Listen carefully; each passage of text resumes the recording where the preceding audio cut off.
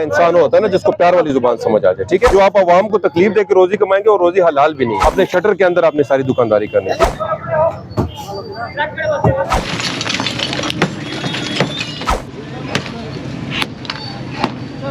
पैदल गुजरने वालों के लिए फिर रुकावट बनते हैं, इनके दुकान के बाहर से कोई करीब नहीं पहुंचता, तकरीबन 2.5-3 फुट के बाहर निकलते। ये आप लोग की दुकानदारी सारी शटर के अंदर, अच्छा बाहर नहीं आना।